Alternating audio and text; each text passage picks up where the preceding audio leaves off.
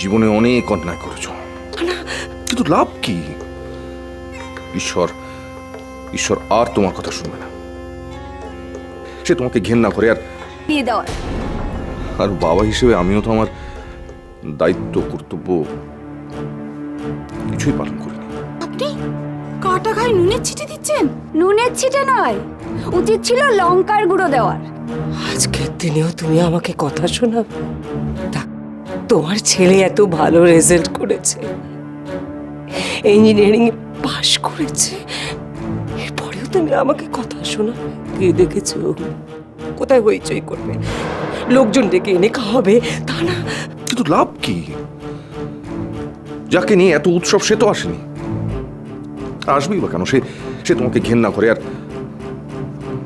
আর বাবা হিসেবে আমিও তো আমার দায়িত্ব কর্তব্য কিছুই পালন করিনি। তোরাকেই ভালোবাসে, আর ওকে নিয়ে যদি কোথাও সুখে থাকতে চায় থাকুক। ওরা কি আর ওর মা, তাকে তো ভালোবাসতো। ওম এখন কোথায় আছে সেই খবরটা ওর মাকে জানাতে পারলো না। শর্মিলার মুখের দিকে তাকিয়ে দেখেছো?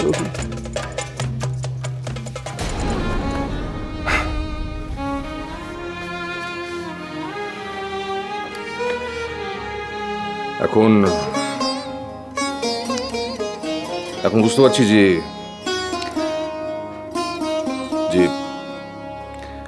ওম একমাত্র তোরাকেই ভালোবাসে, আর ওকে নিয়ে যদি কোথাও সুখে থাকতে চায় থাকুক। ওরা কি বিয়ে করেছে?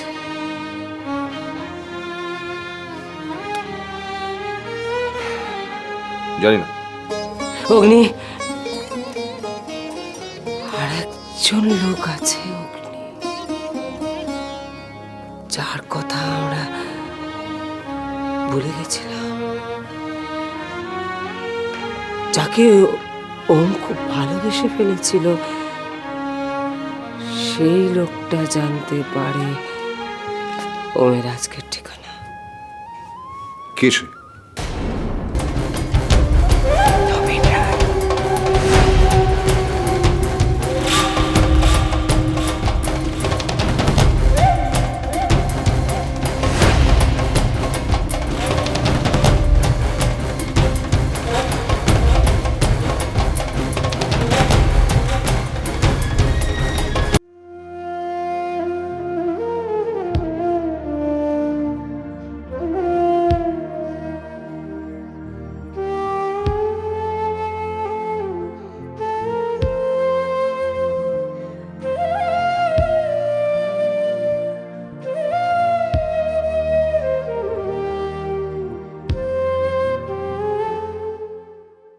আমরা কোথায় যাচ্ছি? জানি না। ওম, আমি আর পারছি না, প্লিজ। তোমার খিদে পেয়েছে না? দাঁড়াও, সামনে কোনো দোকান থাকলেই না সেখানেই চলো একটু। কি হলো? কি হয়েছে? আরে নতুন জুতো ফুসকা পড়ে গেছে পায়ে। কই দেখি।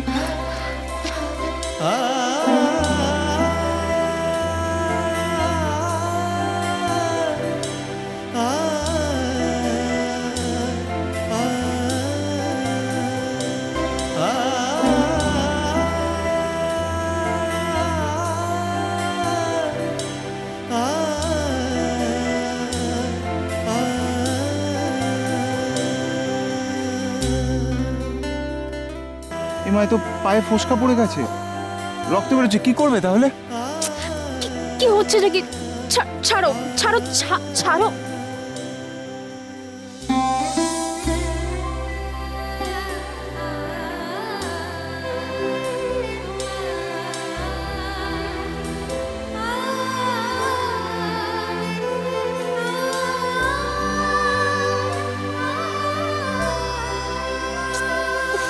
ছাড়ো তো।